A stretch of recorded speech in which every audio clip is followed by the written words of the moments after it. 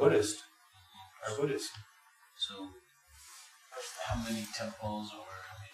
Well, since 92 till now, we have been able to rebuild over 27 temples across Kalmykia. So there's a difference between Mongolia and Kalmykia because during the collapse of communism in Soviet Union in Mongolia and Russia, Mongolia had many monks left. Mongolia had many scholars left. Mongolia had many monasteries, that still existed. In Kalmykia, we had nothing. There was no lamas, there was no scholars, there was no specialists, there was no temples whatsoever. So we basically started from scratch. I remember back in 1992 when I was appointed as the head lama of Kalmykia, we didn't even have a single penny or a ruble to buy a pen. So do you still act as a head lama of Kalmykia? Yes. And I think over the course of years, we have set a very strong foundation for the Kalmyk people. Now, my vision, my job, what I see is, it's important to, even though Kalmykia is very far away, we think differently. Our traditions are lost, and we don't speak fluent Kalmyk language now. And I think I can definitely be a role or be a bridge between the Mongol people here and the Mongol people out by the Caspian and Volga River. We talked about Mongolian and Kalmyk Buddhism is coming back and rebuilding all this, not only temples but rituals and understanding. I totally agree about Buddhism in Mongolia is struggling. I think it's in a transitory time. Maybe trying to understand. Even Buddhism here was destroyed. It had some ruins of the temples, but never had the philosophy, really the continuity of this whole thing. So I think it's coming back, but I hope, this talk will continue. About Mongolian Buddhism. Move back to the U.S. Buddhism is becoming quite popular in the U.S. Yes. So what's the reason? How come? I understand Kalmykia in Mongolia. It's a tradition. It's a history. We're bringing it back. I've heard you're an American. Right. So how do you see this? Right. I have many acquaintances who are in the music industry. I have many acquaintances who are in the film industry. For example, like Richard Gere. I know some musicians. Modern day musicians. Some people might have not heard of. For example, like the Black Eyed Peas, Joss Stone, Moss. And there's a basketball player called John Sally, a famous composer, Gustavo. I've talked to these people, and they're all interested in Buddhism, and I tell them, I said, hey, what is this? Is this a fashion? Is this a modern thing to be, to have a shaved head and say, to be called I'm a Buddhist, or wear a rosary around your wrist? I just, what is it?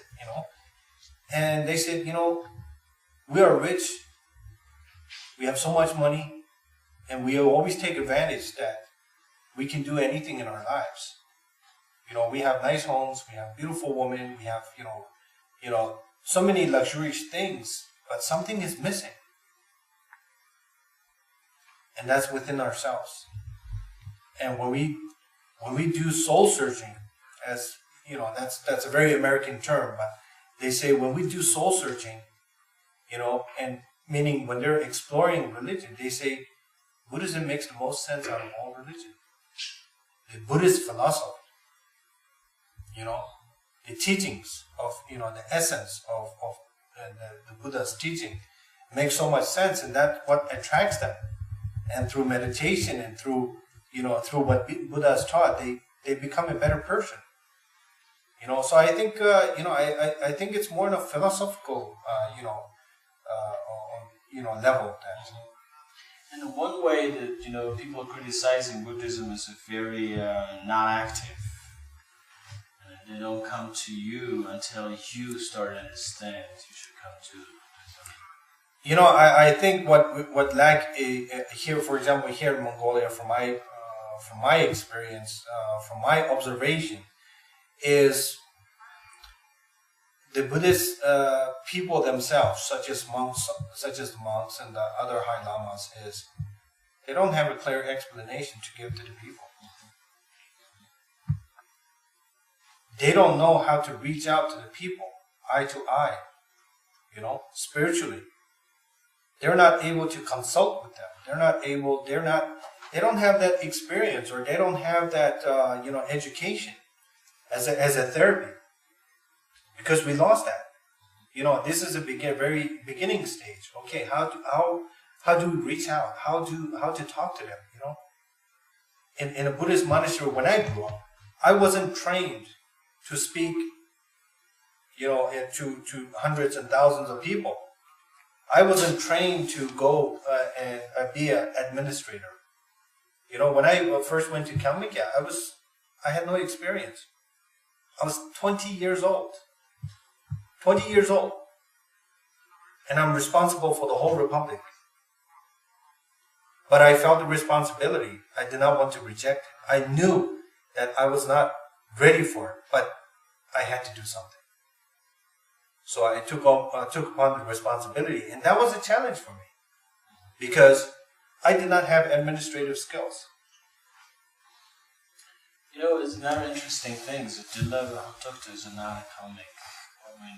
Originally is, of course, incarnated from different places. Mm-hmm. But at last, the Tilopa is pretty close to Mongolia. You said Kalmykia, so it's well recognized and well accepted in Kalmykia as well, or only in New York area or New Jersey area?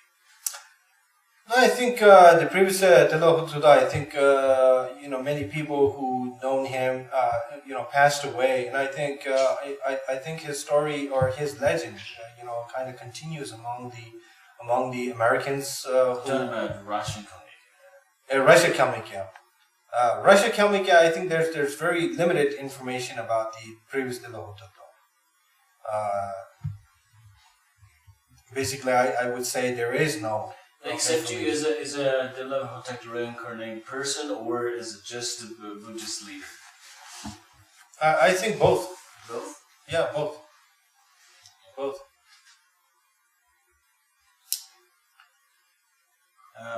Tilopa, thanks for your time. Thank you. It's been a short time. Yeah, I'm definitely. really glad we talked. I wish I had a long talk. I'm sure this is not our last time. It's our beginning. There's so much we can talk, and so much we can talk, and we can do it. I have one CD which you given by you. It's co-produced by you, right? Yes. Could you tell us a little? Because I want to play some music after this. Well, I think nowadays I have a friend. His name is Anton Badakov, who is a composer in Russia, and he composes music for television programs and also Russian films and things like that.